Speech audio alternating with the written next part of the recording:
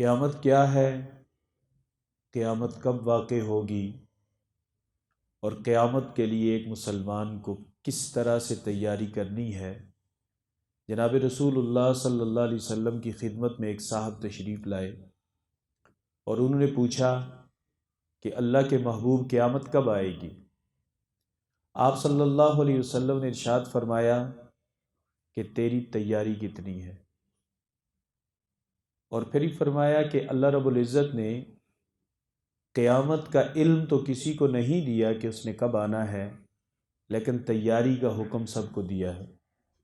لہٰذا یہ سوال اپنی جگہ پہ اہم ہے کہ کیا ہمیں یہ سوچنا ہے کہ قیامت کب آئے گی، یا یہ سوچنا ہے کہ قیامت جب آئے گی تو ہماری اس کے لیے تیاری کتنی ہے۔ جب سے یہ کائنات بنی ہے، اس کائنات میں بہت ساری خبریں، ہر روز خبریں، نئی نئی خبریں ہم سنتے ہیں، اور پھر وہ خبر ماضی کا حصہ بن جاتی ہے۔ آدم علیہ السلام کو اللہ تعالیٰ نے پیدا کیا تو یہ اس کائنات کی بہت بڑی خبر تھی، کیونکہ ایک نئی مخلوق کی تخلیق تھی۔ اس سے پہلے جنات و فرشتے تو تھے، لیکن بہت بڑی خبر تھی کہ اللہ نے ایک نئی مخلوق کو پیدا کرنے کا فیصلہ کیا۔ پھر آدم علیہ السلام کو جنت سے دنیا میں بھیجا تو یہ ایک اور بڑی خبر تھی کہ اللہ نے انسان کے ذریعے سے اس دنیا کو آباد کرنے کا فیصلہ کیا ہے۔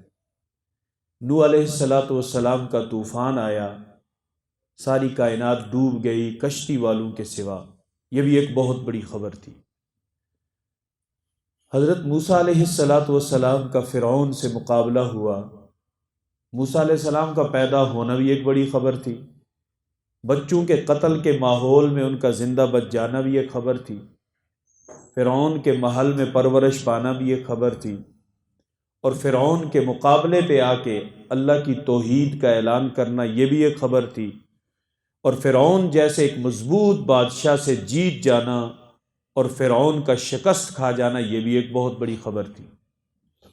قوم عاد اور قوم ثمود جیسی انجینئرنگ کے شاہکار قومیں اور طاقت کی ضرب المثل قومیں، ان کا دنیا میں آنا اور پھر عذاب کا شکار ہونا یہ بھی ایک بہت بڑی خبر تھی۔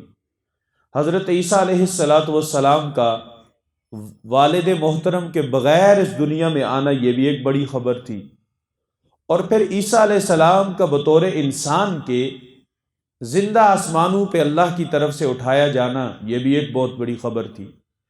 جناب محمد الرسول اللہ صلی اللہ علیہ وسلم کا اس کائنات میں تشریف لانا یہ بھی ایک بہت بڑی خبر تھی، لیکن اللہ نے ان تمام خبروں سے سب سے بڑی خبر جسے قرار دیا، 30ویں سپارے کی پہلی 2 آیتیں ہمیں بتاتی ہیں کہ اے میرے محبوب عما یتساءلون عن النبأ العظیم، یہ لوگ کس چیز کے بارے میں آپ سے سوال کرتے ہیں؟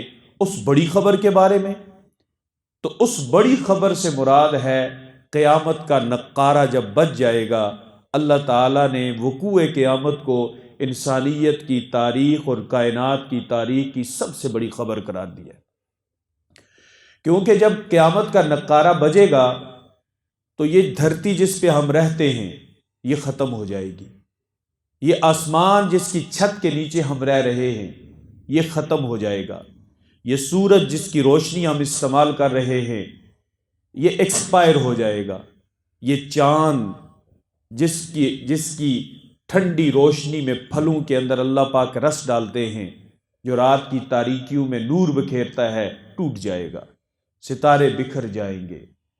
تو جب یہ دنیا اس کی ایکسپائری ڈیٹ آ جائے گی، اس کے خاتمے کا اعلان ہوگا، اس خاتمے کا نام ہے قیامت۔ اور قیامت کے لیے کیا کوئی تیاریاں پہلے سے ہوں گی، کوئی بھاگ دوڑ ہوگی؟ نہیں، اللہ نے جب اس دنیا کو بنایا اس سے پہلے ہی اس دنیا کے خاتمے کا انتظام کیا۔ 4 بڑے فرشتوں میں سے ایک بڑے فرشتے حضرت اسرافیل علیہ السلام کے ہاتھ میں اللہ تعالیٰ نے سور دے دیا، سور۔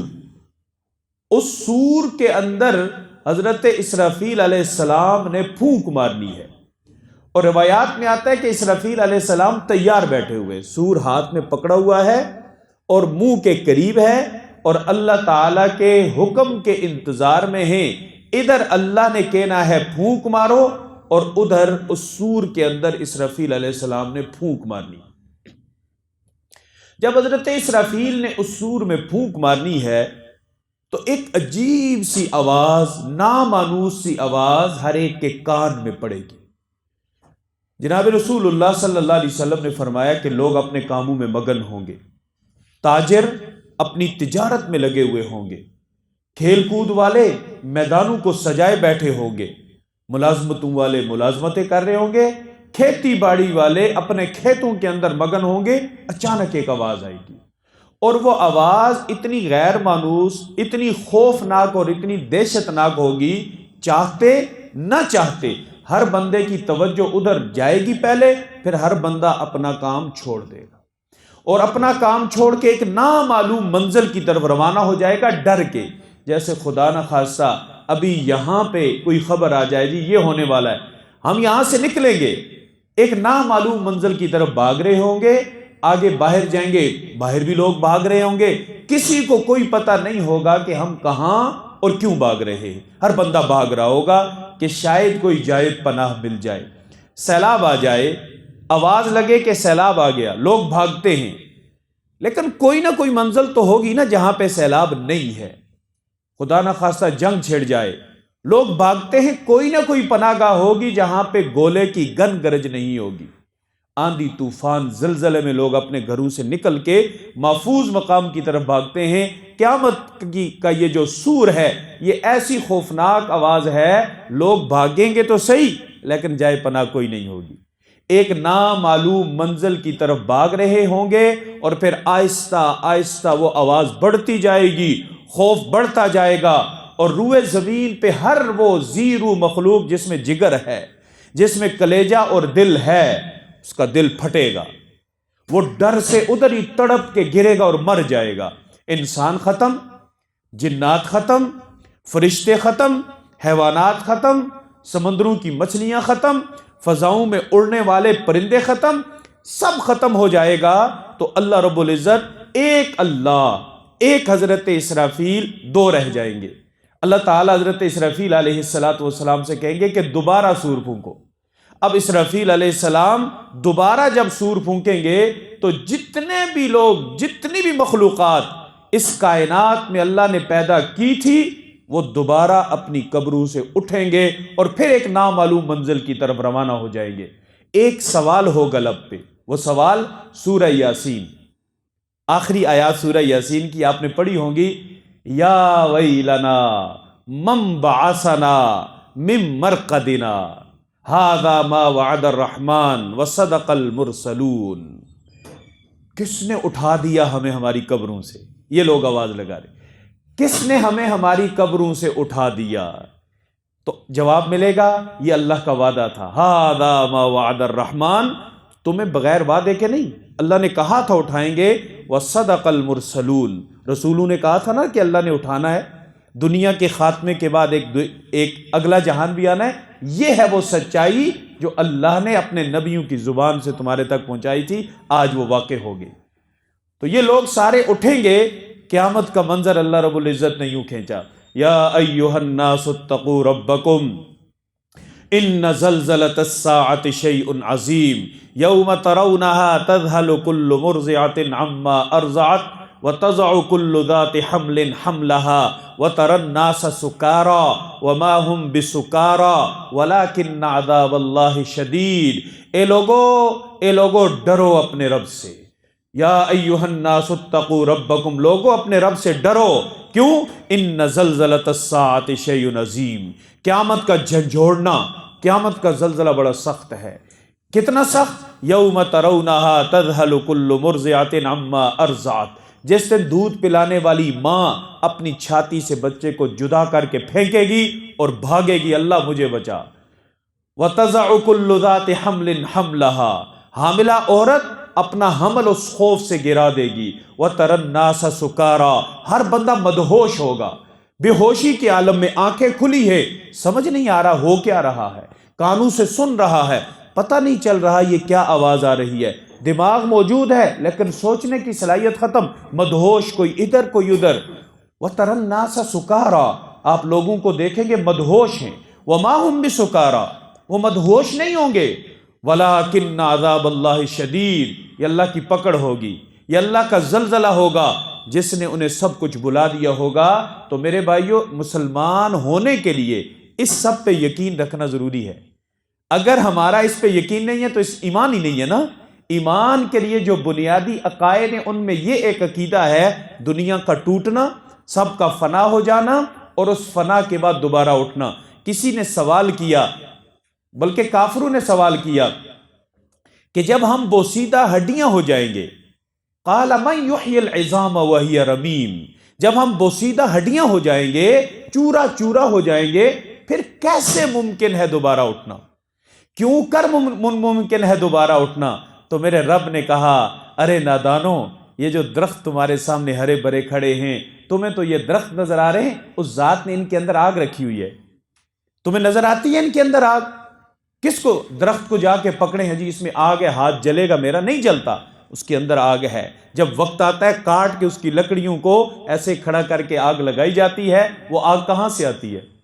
اس کے اندر سے وہ آگ نکلتی ہے۔ اللہ نے فرمایا وہ آگ، وہ ذات جس نے ان لکڑیوں، ان درختوں کے اندر آگ رکھی ہوئی ہے، وہ ذات تمہیں دوبارہ پیدا کرے گی۔ اور ایک عام سا اصول ہے کہ ایک آدمی کو بغیر نقشے کے کوئی چیز بنانے کے لیے دی جائے اور وہ اسے ایسی بنائے کہ دنیا اش اش کر اٹھے، اسی بندے کو اگر نقشہ دے کے وہی چیز بنانے کو کہا جائے تو اس کے لیے کیا مشکل ہے؟ اللہ فرماتے ہیں نادانو، سوال یہ نہیں بنتا کہ دوبارہ کیسے اٹھایا جائے گا، سوال اگر کرنا ہے تو یہ کرو کہ پہلے اللہ نے کیسے پیدا کیا، کیونکہ پہلے تو نقشہ ہی کوئی نہیں تھا۔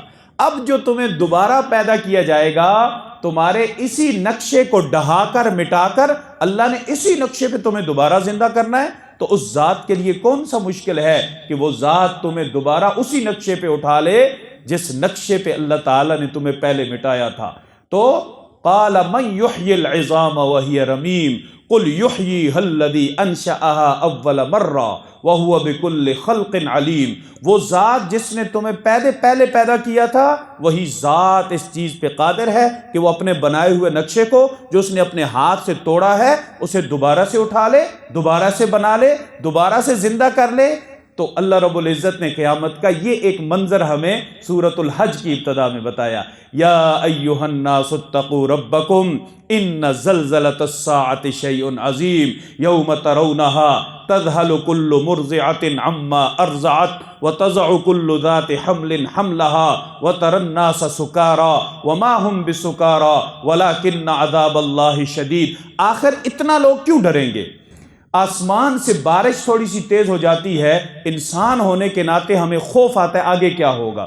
بجلی ذرا تیز کڑکتی اور گرتی ہے، انسان کو اللہ نے اتنی طاقت دی ہے کہ وہ روٹین کی بجلی کی آواز تو سن سکتا ہے، روٹین سے تھوڑی سی زیادہ ہو جائے برداشت اور تحمل نہیں ہے۔ یہ آنکھیں دنیا کی چیزیں تو دیکھ سکتی ہیں، ان آنکھوں سے اللہ کا دیدار نہیں ہو سکتا۔ جنت میں اللہ نے ان آنکھوں میں وہ طاقت رکھنی ہے جس طاقت کے بل بوتے پہ میں نے اور آپ نے اللہ کا دیدار کرنا ہے۔ اگر ان آنکھوں سے اللہ کے دیدار کی نوبت آ جائے، پھٹ جائیں گی۔ موسیٰ علیہ السلام جیسے جلالی پیغمبر نہیں سہ سکے تو ہماری کیا، ہم کس کھیت کی مولی ہے؟ تو اصل جو ڈرنے کی وجہ ہوگی وہ یہ ہوگی، اللہ خود فرماتے ہیں یہی سب کچھ ہوگا۔ اچانک اوپر دیکھیں گے اذا الشمس کورت، سورج بے نور، واذا النجوم انکدرت، ستارے بکھر جائیں گے، واذا الجبال سیرت، پہاڑ کھڑے تھے چلنا شروع ہو جائیں گے، ارے یہ کدھر جا رہا ہے؟ یہ ختم ہونے کے لیے جا رہا ہے۔ وَإِذَا الْجِبَالُ سُيِّرَتْ وَإِذَا الْوُحُوشُ حُشِرَتْ، یہ جو وحشی جانور ہیں نا جو ہم سے ڈرتے ہیں، دیکھتے انسان کو بھاگ جاتے ہیں، وہ بھی اتنے خوف زدہ ہوں گے کہ اس خوف کے عالم میں وہ اپنی وحشت بھول کے جمع ہو جائیں گے۔ گویا کہ میں سمجھتا ہوں وہ بھی آ کے ڈر کے انسانوں کو دیکھ رہے ہوں گے کہ تم بڑے سمجھدار ہو، بتاؤ یہ کیا ہو رہا ہے۔ وَإِذَا الْوُحُوشُ حُشِرَتْ، اللہ اکبر، وَإِذَا الْبِحَارُ سُجِّرَتْ، یہ سمندر ابل پڑیں گے، جیسے ہانڈیا کو چولہے پہ چڑھا دیا جاتا ہے ایسے اللہ انہیں ابال دیں گے۔ جب یہ ابلیں گے تو سمندر کی مخلوق کہاں بچے گی؟ جل کے ختم۔ وَإِذَا النُّفُوسُ زُوِّجَتْ، نفس اور روح کو ملا دیا جائے گا۔ جو مر چکے تھے نا، جن کی روحیں اور نفس جدا جدا ہو گئے تھے، اللہ انہیں ملا کر کھڑا کریں گے۔ وَإِذَا الْمَوْءُودَةُ سُئِلَتْ، جس بچی کے اندر اتنی طاقت نہیں تھی کہ وہ اپنے زندہ درگور کرنے والے کے آگے مزاحمت کر سکے، آج کھڑی ہو کے پوچھے گے کیوں؟ میرا کیا قصور تھا؟ کیوں مجھے تو نے زندہ زمین میں گاڑا؟ وَإِذَا الْمَوْءُودَةُ سُئِلَتْ بِأَيِّ ذَنبٍ قُتِلَتْ۔ اور اللہ فرماتے ہیں اسی منظر کو آگے بڑھاتے ہوئے، اِذَا السَّمَاءُ انْفَطَرَتْ، جس آسمان نے سورج جیسے اتنی بڑی مخلوق کو جگہ دی تھی، ختم۔ اِذَا السَّمَاءُ انْفَطَرَتْ، آسمان پھٹے گا۔ آسمان سے پہ معمولی سی تبدیلی ہم سے برداشت نہیں ہو سکتی۔ جب یوں پتہ چل جائے ٹکڑے ٹکڑے ہونے والا ہے، اللہ کے ساتوں آسمان ٹوٹنے والے۔ اِذَا السَّمَاءُ انْفَطَرَتْ وَإِذَا الْكَوَاكِبُ انتَثَرَتْ وَإِذَا الْبِحَارُ فُجِّرَتْ، سمندر ابل پڑیں گے، ستارے بکھر جائیں گے۔ وَإِذَا الْقُبُورُ بُعْثِرَتْ، اللہ تعالیٰ قبروں کے ڈھکن کھول دیں گے، قبروں کے دروازے کھلیں گے۔ وَإِذَا الْقُبُورُ بُعْثِرَتْ عَلِمَتْ نَفْسٌ مَّا قَدَّمَتْ وَأَخَّرَتْ، انسان کے سامنے آ جائے گا، آگے کیا بھیجا، پیچھے کیا چھوڑا، کیونکہ جو پیچھے بچا بچا کے رکھا تھا نا، وہ سب ختم۔ جس دھرتی کے لیے لڑ رہے تھے، اس کے چھوٹے سے 5 مرلے کے ٹکڑے کے لیے گردن کاٹ دیتے تھے، وہ 5 مرلے تو کیا کچھ بھی نہیں ہوگا اس میں سے، دھرتی ختم۔ اس روئے زمین پہ جو 70% پانی ہے وہ ابل رہا ہوگا تو باقی کیا بچے گا؟ 30% خشکی، وہ اتنے گرم پانی کے آگے کیا تحمل ہوگا اس کا، وہ بھی ختم۔ عالمت نفس ما قدمت وأخرت، آگے اللہ تعالیٰ انسان کو کہتے ہیں یا ایھا الانسان ما غرک بربک الکریم، اپنے رب سے دھوکے میں کیوں ہے؟ کیوں اپنے آپ کو یہ دھوکہ دے رہا ہے کہ کچھ بھی نہیں ہوگا؟ کیوں کہتا ہے کہ میں آیا ہوں تو میں واپس نہیں جاؤں گا؟ جو واپس چلے گئے شاید ان کی کوئی غلطی تھی، میرے اندر تو کوئی غلطی نہیں ہے، میں کسی بیماری کا شکار، میں نے نہیں مرنا، میں احتیاطی تدابیر کرتا ہوں، میں ڈبل ماسک پہنتا ہوں کورونے میں ابال کے پانی پیتا ہوں، مجھے اگر بدن پہ کہیں خارش آ جائے تو وہاں میں اعلیٰ قسم کی مرہم لگاتا ہوں کہ کہیں جراثیم نہ ہو، میں تو پھل کھاتا ہوں، میں تو میری غذا پہلے چیک ہوتی ہے اس کے بعد میں کھاتا ہوں، میں نے کدھر مرنا ہے؟ میں جراثیم سے بہت دور ہوں، میرے ساتھ بیماریاں نہیں لگ سکتی، مجھے فنا نہیں ہے۔ ما غرک بربک الکریم الذی خلقک، جس نے تجھے پیدا کیا، فسواک فعدلک، تجھے برابر کیا، اعتدال سے تجھے پیدا کیا۔ اور قیامت کا ایک اور منظر اللہ نے کھینچا، القارعۃ ما القارعہ، کھڑکھڑانے والی، ڈاٹ ڈاٹ ڈاٹ، وما ادراک ما القارعہ، تمہیں کیا پتا وہ کھڑکھڑانے والی کیا ہے؟ یوم یکون الناس کالفراش المبثوث، انسان ایسے ہوں گے کہ جیسے اڑتے ہوئے پتنگے، جیسے ہوا آتی ہے نا، اس ہوا کے اندر شاپر اڑ رہا ہے، کیڑے مکوڑے اڑ رہے ہیں، ایک کیڑا اڑا، اتنے میں آندھی چلی تو وہ جانا ادھر چاہتا تھا، ہوا کے تھپیڑوں نے ادھر بھگا دیا۔ ہم لوگ ایسے اڑ رہے ہوں گے اگر ہم پہ یہ قیامت واقع ہوگی۔ انسان ایسے ہوں گے کہ جیسے اڑتے ہوئے پتنگے، اس وقت عہدے والا بھی اڑ رہا ہوگا، میرا تو 22واں گریڈ ہے، میرا اتنا وزن ہے، میں کیسے اڑوں گا؟ اللہ نے ان کو بھی اڑایا جو ہاتھ سے درخت اکھاڑ لیا کرتے تھے، جو انجینئرنگ میں اتنے انجینئر کے شاہکار تھے ان کے پاس کہ ہم تو زمین کے اوپر ڈیزائن بناتے ہیں نا، ٹائل لگا لی، پتھر لگا لیا، بلاک لگا لیا، وہ پہاڑوں کے اندر تراش کے ہم سے خوبصورت محل اندر تراش کے بنا لیا کرتے تھے۔ ان کے بیڈ روم میں نیچے اوپر دائیں بائیں پتھر ہی پتھر، زلزلہ پروف۔ اللہ نے انہیں نہیں چھوڑا۔ یوم یکون الناس کالفراش المبثوث، ذرا آنکھیں بند کر کے سوچئے کہ وہ کیا منظر ہوگا کہ اچانک ہوا آئے، ہمیں زمین سے اڑا دے، اور یہ سارے لوگ جو مزے سے زمین پہ گھوم رہے ہیں، یہ اوپر پتنگوں کی طرح اڑ کے ان کے سر آپس میں ٹکرا رہے ہیں، کوئی اس کو مار رہا ہے، کوئی اس کو مار رہا ہے۔ ہم سمجھتے ہیں نوح علیہ السلام کے بیٹے کی طرح، جب نوح علیہ السلام نے فرمایا بیٹا آ جا، وہ جس کا میں وعدہ کر رہا تھا نا 9 صدیاں پہلے سے، وہ آ گیا ہے، وہ عذاب آ گیا ہے، تو بیٹے نے کہا ابا جی پریشان نہ ہو، سآوی الی الجبل یعصمنی من الماء، میں تو پہاڑ پہ چڑھ جاؤں گا، پہاڑ پہ کون سا پانی آتا ہے، یہاں پہ ایک بات ذہن میں رکھیں، یہ نوح علیہ السلام اور ان کے بیٹے کا مقابلہ نہیں تھا، یہ مقابلہ وحی اور عقل کا تھا۔ وحی نے کہا پانی جائے گا پہاڑ پہ، عقل نے کہا پہاڑوں پہ کب پانی آیا ہے۔ اللہ نے وحی کو فتح دی، عقل ہار گئی۔ بیٹا آگے بھاگتا رہا، پانی پیچھے، اور روئے زمین کا جب کوئی کونا نہیں بچا تو وہ بھی نوح علیہ السلام کے سامنے ڈوبا۔ اللہ نے یہ بتا دیا کہ شکست ہوگی عقل کو، فتح ہوگی وحی کی، تو نوح علیہ السلام کا بیٹا بھی ڈوب گیا۔ ہم سمجھتے ہیں کہ یہ پہاڑ مضبوط ہے، ہاں اللہ نے فرمایا کہ میں نے پہاڑ اس لیے زمین پہ پیدا کیے کہ جب میں نے اسے چٹیل میدان سیدھا بنایا تو یہ ڈاواں ڈول تھی، میں نے اس کے بیلنس کے لیے میخیں لگائی، کیل کے لیے ہمالیہ کا سلسلہ، قراقرم کا سلسلہ، مونٹ ایوریسٹ جیسے بڑے بڑے پہاڑ، K2 جیسے اونچے اونچے پہاڑ، یہ میں نے میخوں کے لیے گاڑے۔ جب یہی چلنا شروع ہو جائیں گے تو زمین کیسے بچے گی؟ وَتَكُونُ الْجِبَالُ كَالْعِهْنِ الْمَنْفُوشِ، پہاڑ ایسے نہیں، پہاڑ ایسے ہوں گے جیسے دھنی ہوئی روئی ہوتی ہے نا، اس کے ریشے ہواؤں میں اڑ رہے ہوتے ہیں، یہ پہاڑ بھی اڑ جائیں گے۔ نہ پہاڑ بچے، نہ زمین بچی، نہ سمندر بچا، نہ ستارے بچے، نہ چاند بچا، نہ سورج بچا، نہ آسمان بچا، نہ دھرتی بچی، تو کون بچا؟ کوئی نہیں۔ اس وقت اللہ تعالیٰ ایک آواز لگائیں گے، لمن الملک اليوم، آج کس کی بادشاہت ہے؟ کون ہے بادشاہ؟ فرعون نہیں، حامان نہیں، شداد نہیں، نمرود نہیں، آج کے مطلق العنان بادشاہ سکندر اعظم، ذوالقرنین، جنہوں نے پوری دنیا پہ حکومت کی، بخت نصر، کوئی نہیں۔ لمن الملک اليوم، کس کی بادشاہت ہے؟ کوئی ہو تو جواب دے۔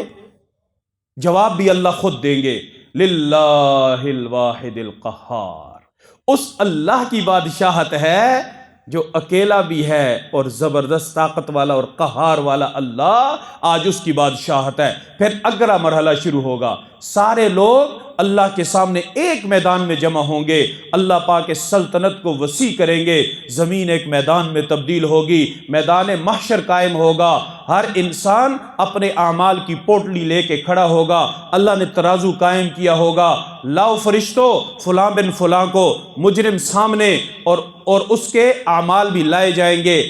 اللہ اکبر، گناہ والا گناہ ڈال رہا ہے، نیکیوں والا نیکیاں ڈال رہا ہے۔ اچھا، اب جب نیکیوں والا پلہ نیچے ہوگا امید لگ جائے گی، بچ گیا، پھر گناہ والا پلہ نیچے، ہائے میں مر گیا، پھر نیکیوں والا نیچے بچ گیا، پھر گناہ والا نیچے، ہائے میں مر گیا۔ اب اندازہ کریں، ریزلٹ بولا جا رہا ہوتا ہے سٹیج سے، یہاں تمام سٹوڈنٹس کی جو ہوائیاں اڑی ہوئی ہوتی ہیں، چہرے کے رنگ یا اللہ میرا کیا ہوگا؟ میرے عزیزوں، یہ کامیابی خدا کی قسم یہ عارضی ہے، یہ ناکامی بھی عارضی ہے۔ اگر اب فیل ہوگے تو سپلی کا چانس ہے، وہاں بھی فیل ہوگے اگلا چانس ہے، وہاں بھی فیل ہوگے زندگی کا چانس ہے، لیکن وہاں فیل ہوگے آگے کوئی چانس نہیں ہے۔ وہاں پاس ہوگے پلاسٹک کی ٹرافی نہیں ہے، پیتل یا سٹیل کی ٹرافی نہیں ہے، وہاں اللہ کی رضا اور مسکراہٹ کی ٹرافی ہے۔ جا، پاس ہو گیا۔ میرے فرشتوں، یہ میرا مہمان ہے، اس کا خیال رکھنا۔ پتہ ہے کس کا مہمان؟ میرا، اللہ کا، اس کا خیال رکھنا اور اسے لے جاؤ میرے مہمان خانے میں۔ یہ فیل ہو گیا فرشتوں، یہ فیل ہو گیا، میرے ہاں میرے امتحان میں فیل ہو گیا، اسے لے جاؤ، یہ میرا مہمان نہیں ہے، یہ میرا مجرم ہے، اسے لے جاؤ میرے قید خانے میں۔ پاس مہمان خانے میں، قید اور جو فیل ہے وہ اللہ کے قید خانے میں۔ تو اللہ رب العزت اس وقت نامہ اعمال کی جب باری آئے گی، جو ناکام ہوگا، عجیب آیت ہے قرآن کی، یود المجرم لو یفتدی من عذاب یومئذ ببنیہ، مجرم یہ چاہے گا اللہ مجھ سے میرا بیٹا لے لے، مجھے چھوڑ دیں۔ اللہ اکبر، جس اولاد کے لیے انسان اپنے لیے گناہ کرتا ہے زیادہ سے زیادہ 20%، اپنی اولاد کے لیے 80 سے 90% گناہ انسان کرتا ہے، آج انسان اللہ کو یہ آفر کرے گا، لو یفتدی من عذاب یومئذ ببنیہ، اللہ اگر ممکن ہے میرا بیٹا میری اولاد لے لے، مجھے چھوڑ دے، وصاحبتہ واخی، اللہ جی میری بیوی کو میرے بدلے میں رکھ دے، مجھے چھوڑ دے، میرے بھائی کو رکھ لیں، مجھے چھوڑ دے، وفصیلتہ التی تؤوی، میرے سارے خاندان کو لے لے، مجھے چھوڑ دے، ومن فی الارض جمیعا ثم ینجی، اللہ جی زمین پہ جو کچھ میرے پاس ہے سب کچھ لے لیں، مجھے چھوڑ دیں، اللہ کیا فرمائیں گے؟ کلا، ہرگز نہیں۔ آج لین دین کا معاملہ ہی ختم ہو گیا، اور پھر اللہ تعالی حساب و کتاب کے بعد کچھ کے نامہ اعمال دائیں ہاتھ میں، کچھ کے بائیں ہاتھ میں۔ فَأَمَّا مَنْ أُوتِيَ كِتَابَهُ بِيَمِينِهِ، جس کا نامہ اعمال دائیں ہاتھ میں اللہ دیں گے نا، وہ کیا کہے گا؟ ہاں اقرؤوا کتابیہ، آؤ آؤ آؤ میرا نامہ اعمال پڑھو، میں پاس ہو گیا۔ جیسے بچہ آتا ہے نا، ایک ہاتھ میں ٹرافی اور ایک ہاتھ میں مارک شیٹ، کیا کہتا ہے؟ امی جی، ابو جی، بھائی جان یہ دیکھیں A+، میری پہلی پوزیشن، یہ ٹرافی ہے۔ سارے گھر میں خوشیاں، بچہ خوشی سے پھولے نہیں سماتا، اس کا ذہن ہی اتنا ہے۔ انشاءاللہ اللہ تعالی ہمیں بھی دائیں ہاتھ میں دیں گے، ہم بھی سب سے کیا کہیں گے؟ آؤ ہم پاس ہو گئے۔ ہاں اقرؤوا کتابیہ۔ اچھا کچھ لوگ آ کے نا پوچھیں گے، وہ پوچھیں گے کیسے تجھے یہ دائیں ہاتھ میں کیوں ملا؟ کیا تیرا خاص عمل کیا تھا؟ وہ ایک عمل بتائے گا، انی ظننت انی ملاق حسابیہ۔ بھائیوں مجھے اس دن کا یقین تھا، مجھے نبیوں کی بات پہ یقین تھا، میں نے ان کی بات کو اپنے دل میں رکھا اور میں اس دن کے آنے کے لیے تیاری کرتا تھا۔ میں قدم اٹھانے سے پہلے سوچتا تھا، میں لب ہلانے سے پہلے سوچتا تھا، میں تصور اور خیال سے پہلے سوچتا تھا اللہ کے پاس جانا ہے، کہیں نامہ اعمال بائیں ہاتھ میں نہ مل جائے۔ بس وہ تیاری تھی، اس کا تصور تھا، خیال تھا، میرے رب نے مجھ پہ کرم فرما دیا۔ وَأَمَّا مَنْ أُوتِيَ كِتَابَهُ بِشِمَالِهِ، جسے نامہ اعمال بائیں ہاتھ میں ملے گا اس کی کیفیت کیا ہوگی؟ یا لیتنی لم اوت کتابیہ، اے کاش یہ مجھے نہ ملتا۔ اس سے بھی لوگ پوچھیں گے کوئی خاص وجہ اگر تیرے ذہن میں ہو تو بتا دے کہ تجھے نامہ اعمال بائیں ہاتھ میں کیوں ملا؟ وہ کہے گا وَلَمْ أَدْرِ مَا حِسَابِيَہ، مجھے اس دن کا یقین نہیں تھا۔ میں تقریر سنتا تھا، میں کہتا تھا مولویوں نے باتیں بنائی ہوئی ہیں، یہ تو کچھ بھی نہیں ہے، بس کھاؤ کھاؤ مزے کرو اور جاؤ۔ مولانا الیاس صاحب رحمہ اللہ کی خدمت میں، شاید یہ بات میں نے پہلے بھی بتائی آپ کو، مولانا الیاس صاحب جو تبلیغی جماعت کے بانی ہیں نا، ان کے پاس ایک اسی طرح کا آدمی آیا جو جدید تعلیم یافتہ تھا اور کہتا تھا بس سانس ختم تو آس ختم، سب کچھ ختم، بس دنیا آگے کچھ بھی نہیں ہے۔ مولانا سے کہنے لگا مولانا صاحب یہ آپ نے کیا لوگوں کو ایک خواہ مخواہ ایک تصور کے پیچھے لگایا ہوا ہے؟ آؤ جماعت میں جاؤ، چلے لگاؤ، 4 مہینے لگاؤ، نمازیں پڑھو، راتوں کو اٹھ کے رو، سنت کے مطابق زندگی گزارو، آخرت میں کامیاب ہو جاؤ گے۔ یہ آخرت واخرت کچھ بھی نہیں ہے، آخرت شاخرت کچھ بھی نہیں ہے، مزے کریں، لائف انجوائے کریں۔ تو وہ بزرگ تھے نا، اللہ اکبر، اللہ والے، انہیں کوئی غصہ نہیں، انہوں نے کہا نادان ہے، نہ سمجھ ہے تو سمجھانا بھی تو ہماری ذمہ داری ہے نا۔ تو انہوں نے کہا یار بھائی بیٹھ کے بات کر لیتے ہیں، اس میں کون سی اتنی لمبی چوڑی بات ہے؟ تیرا نظریہ یہ ہے کہ کچھ بھی نہیں ہے، میرا نظریہ ہے کہ ہے۔ تو کہتا ہے کہ دنیا ختم، سب ختم، مٹی میں مل جائیں گے، میں کہتا ہوں نہیں، یہ دنیا تو امتحان کے لیے، بدلہ تو آخرت میں ملنا ہے۔ یہ دنیا تو ابتدا ہے، آنکھ بند ہونا انتہا نہیں ہے بلکہ کسی بڑی زندگی کی ابتدا ہے۔ دیکھ تیرے پاس دعویٰ ہے کہ نہیں ہے، میرے پاس دعویٰ ہے کہ ہے، تیرے پاس دلیل نہیں ہے، میرے پاس دلیل ہے، اللہ نے کہا ہے، نبی نے کہا ہے، قرآن نے کہا ہے۔ تھوڑی دیر کے لیے میری اس دلیل کو چھوڑ دے، تو کہے گا میں اللہ کو بھی نہیں مانتا، نبی کو بھی نہیں مانتا، قرآن کو بھی نہیں مانتا۔ لیکن سن، اگر تیرا نظریہ ٹھیک ہوا، اگر میرا نظریہ ٹھیک ہوا کہ ہے آخرت، ہے آخرت ہے، نہیں بلکہ کہا کہ اگر تیرا نظریہ ٹھیک ہوا کہ کچھ بھی نہیں ہے، تو زیادہ سے زیادہ تیرے خیال میں میرا کیا نقصان ہوگا؟ میری محنت ضائع ہو جائے گی، دنیا میں کچھ نہ کچھ تو کرنا تھا، میں نے یہ کیا، تو اپنا کام کر رہا ہے۔ لیکن بچے یہ بتا کہ اگر میری بات ٹھیک ہوئی اور سب کچھ ہوا تو بتا تیرا کیا بنے گی؟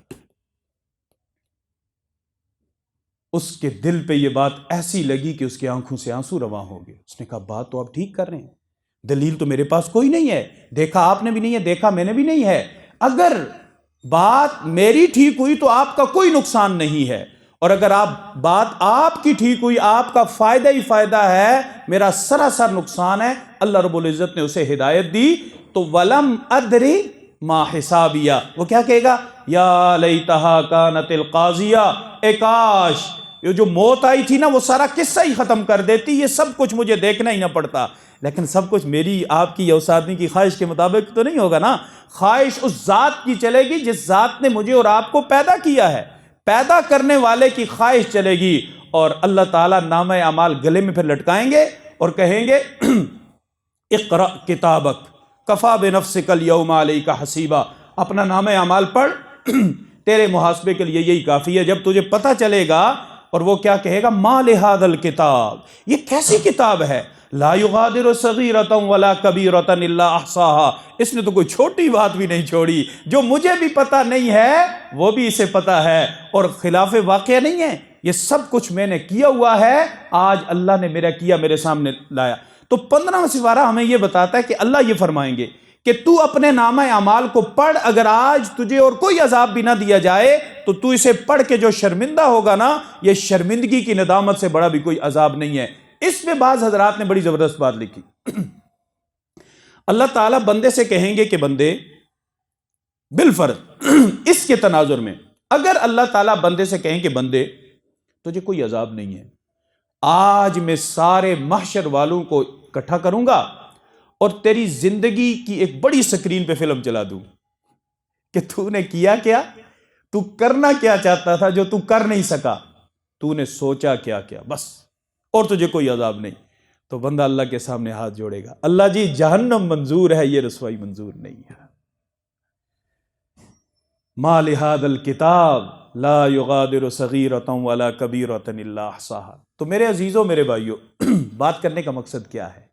مقصد یہ ہے، آمنت باللہ وملائکتہ وکتبہ ورسلہ والیوم الآخر والقدر خیرہ وشرہ من اللہ تعالی والبعث بعد الموت۔ بچپن سے ہم پڑھتے آئے قیامت آئے گی، موت کے بعد زندہ ہونا ہے۔ اب خدا نخواستہ معاملہ ہمارے خلاف چلا جائے، نامہ اعمال میں گڑبڑ نکل آئی، گناہ زیادہ ہو گئے، نیکیاں کم رہ گئی، آخری آپشن آپ کے ذہن میں کیا ہے؟ ہمارے پاس سب سے آخری، جب بچے اللہ نہیں لیں گے، بیوی بھی نہیں لیں گے، بھائی بھی نہیں لیں گے، رشتہ دار بھی نہیں لیں گے، روئے زمین کے مدفون اور ظاہر خزانے بھی اللہ نہیں دیں گے، سب کچھ رکھ نہیں چاہیے، آخری کیا ہے؟ اللہ جی معاف کر دیں، آپ کے ہاتھ میں ہے، معاف کر دیں۔ لیکن اللہ اس کے جواب میں وہاں کیا کہیں گے کہ معافی کا تو وقت ہی ختم ہو گیا ہے، یہ تو معافی کا نہیں ہے وقت، یہ تو تلافی کا وقت ہے، لین دین۔ لیکن میرے عزیزو، جس وقت میں آپ سے مخاطب ہوں، ہم یہ گفتگو کر رہے ہیں نا، ابھی معافی کا وقت ہے کہ نہیں ہے؟ بتائیں، یہ جملہ بولنے کا وقت ہے کہ نہیں ہے؟ اللہ جی نادم ہوں، شرمندہ ہوں، آپ کی عزت کی قسم، گمراہ ہو گیا، غلط ہو گیا، مجھے پتہ نہیں تھا، اللہ جی میں معافی مانگتا ہوں۔ وقت ہے کہ نہیں ہے؟ جب یہ وقت ہے، اس جملے کو آج ہی استعمال کر لیں، بجائے اس وقت استعمال کرنے کے جب یہ ناکارہ ہو جائے گا۔ اللہ جی معاف کر دیں، اور معافی یہ ہے کہ اللہ جو پہلے کیا میری غلطی تھی، اللہ آگے میں آپ کی مدد چاہتا ہوں۔ یہ سب کچھ بظاہر تو میرا ہے، لیکن اختیار میرے میں نہیں ہے، اختیار تو آپ کا ہے۔ میرے اللہ میرے اختیار کو فیل کر دے، اپنے اختیار کو نافذ کر کے میرے بدن کی اس مشین کو ایسے چلا دیں کہ جب میں آپ کے پاس جاؤں ہر چیز پوری ہو، اس کے اندر کوئی کمی اور کوئی نقصان نہ ہو۔ آخرت بڑی ڈاڑی چیز ہے، یقین جانیے۔ بادشاہ وقت شکار کے لیے نکلتا ہے، اپنے ساتھیوں سے دور ہو جاتا ہے۔ یہ شکار انسان کو غافل کر دیتا ہے نا، یہ ایسی جب شکار سامنے آتا ہے تو یہ شکاری لوگ ہوتے ہیں نا، انہیں پھر دنیا کی خبر نہیں ہوتی، اندھیرا ہوگا، روشنی ہوگی، جنگل بیابان، وہ پیچھے دوڑتے ہیں۔ بادشاہ بھی خود شکار کرتے تھے، نشہ تھا، شکار کے پیچھے ایسے لگا کہ ساتھیوں سے بچھڑ گیا۔ جو اس کے نوکر چاکر تھے، رات ہو گئی، کھانے کو کچھ نہیں تھا، تو انہیں ایک گائے ملی، انہوں نے وہ گائے پکڑی اور پکڑ کے ذبح کر دی، کھانا بنایا، بادشاہ بھی واپس آ گیا، اس کو بھی کھلایا، خود بھی کھایا۔ بادشاہ نے تو نہیں پوچھا، وہ گائے ایک اماں جی کی تھی جو بیچاری اس جنگل میں رہتی تھی، گائے کو چراتی تھی اور اپنا نظام چلاتی تھی۔ اس نے کہا بادشاہ کے کرندوں نے مجھ پہ ظلم کیا ہے، میں بادشاہ کو شکایت لگاؤں گی۔ وہ آتی تو کرندے بھگا دیتے۔ کسی نے مشورہ دیا کہ بادشاہ جب اس جنگل سے واپس جائے گا نا، ایک پل ہے رستے میں، اس کے علاوہ کوئی اور رستہ نہیں ہے، وہاں کھڑی ہو جا، بس وہاں بادشاہ کو روک لینا۔ اماں جی اس پل پہ گئیں، جو ہی بادشاہ شکار کر کے واپس جا رہا تھا، اماں جی اس پل پہ نمودار ہوئی اور سیدھا بادشاہ کے گھوڑے سواری کی جو لگام تھی وہ پکڑ لی، اور پہلا جملہ اماں کا یہ تھا، بادشاہ سلامت، معاملہ یہاں اس پل پہ حل کرنا ہے کہ اس پل پہ حل کرنا ہے؟ بادشاہ کانپنے لگ گیا، اماں کیا کہہ رہی ہو، کون سا معاملہ؟ بادشاہ سلامت، آپ کے کرندوں نے مجھ غریب کی ایک گائے تھی جس پہ میرا گزر اوقات تھا، ذبح کر کے کھا لی۔ میرے پاس آج طاقت نہیں ہے، لیکن میرے اللہ کے پاس طاقت تو ہے۔ دنیا میں مجھ پہ کوئی ظلم کرتا، میں آپ کے پاس آتی، لیکن ظالم آپ اور آپ کے کرندے ہیں۔ اب یہ بتائیے فیصلہ یہاں کرنا ہے کہ وہاں کرنا ہے؟ بادشاہ کانپتے کانپتے سواری سے جب نیچے اترا، اماں کے سامنے ہاتھ جوڑے، کہا اماں خدا کا واسطہ مجھ میں اتنی تاب نہیں ہے کہ میں اس پل پہ جا کے تیرا مسئلہ حل کروں، وہاں میری بادشاہت تو نہیں ہوگی، وہاں میں اور تو سب برابر ہوں گے، میں یہی مسئلہ حل کرنا چاہتا ہوں، بتا کیا چاہتی ہے؟ اماں نے کہا مجھے میری گائے دے دو، اور میں نے کیا چاہنا ہے؟ بادشاہ نے کہا ایک نہیں، میں حکم دیتا ہوں اماں جی کو 70 گائے دے کے اسے مالا مال کر دو۔ اماں کو 70 گائے مل گئی، اماں نے معاف کیا۔ اگر وہ بادشاہ نہ دیتا تو بڑھیا اس کا کیا بگاڑ لیتی؟ لیکن جب انسان کو یہ خوف ہو نا، یہ خوف ہو کہ کل میں نے جواب دینا ہے، اللہ کے سامنے میں نے حاضر ہونا ہے، تو اس وقت تو کوئی نہ رشتہ دار، نہ عہدہ، نہ سطوت، نہ سلطنت، کچھ بھی نہیں ہوگی۔ اس چیز کو یقین میں لا کے میرے عزیزو اپنی زندگی گزاریں، خدا کی قسم زندگی بڑی خوبصورت ہو جائے گی۔ ہمارے ساتھ جو کانٹے لگے ہوئے نا، جو چلتے چلتے ہم چبا دیتے ہیں دوسرے کو، یہ کانٹے چبونے سے پہلے ہم سوچیں گے کہ آج یہ کانٹا ہم چبا رہے ہیں، کل جب 2 بکریوں کو بھی اللہ تعالیٰ آمنے سامنے کریں گے، دنیا میں ایک کے سینگ تھے دوسری کے نہیں تھے، سینگ والی نے اپنی سینگ کا ناجائز فائدہ اٹھایا اور بے سینگی کو مارا، اللہ کہیں گے اس کو سینگ لگاؤ، بدلہ دلواؤ، یہ میرے عدل کا تقاضا ہے۔ جب جانور جو غیر شعوری مخلوق ہیں، اللہ پاک ان کے معاملات بھی حل کر کے جنت اور دوزخ کے دروازے کھولیں گے۔ ہم تو انسان ہیں، شعور والی مخلوق ہیں، اپنی زندگی میں عزم کریں میری زبان و قلم سے کسی کا دل نہ دکھے، کسی کو شکوہ نہ ہو زیر آسماں مجھ سے۔ وآخر دعوانا ان الحمدللہ رب العالمین والعاقبۃ للمتقین والصلاة والسلام علی رسولہ محمد وآلہ واصحابہ اجمعین۔ اللہم لک الحمد کما انت اہلہ فصل وسلم علی سیدنا محمد کما انت اہلہ وفعل بنا کما انت اہلہ فانک اہل التقوی واہل المغفرہ۔ اللہ کریم جو کہا سنا اسے اپنی بارگاہ میں قبول فرما لیں، اس پہ ہم سب کو عمل کرنے کی توفیق عطا فرما دیں، دنیا کی حقیقت ہمارے سامنے آشکار فرما دیں۔ اللہ کریم آخرت کا یقین ہمارے دلوں میں پیدا فرما دیں۔ اللہ کریم آخرت کی زندگی کی تیاری کرنے کی توفیق عطا فرما دیں، اور اللہ کریم آخرت میں ہمارے لیے کامیابی کا اور کامیاب لوگوں میں ہمارا نام شامل ہونے کا اعلان فرما دیں۔ جتنے بھائی بزرگ پیار محبت سے بیٹھے، اللہ ہم سب کو اس گفتگو پر عمل کرنے کی توفیق نصیب فرما دیں۔ وصلی اللہ تعالی علی خیر خلقہ محمد وآلہ۔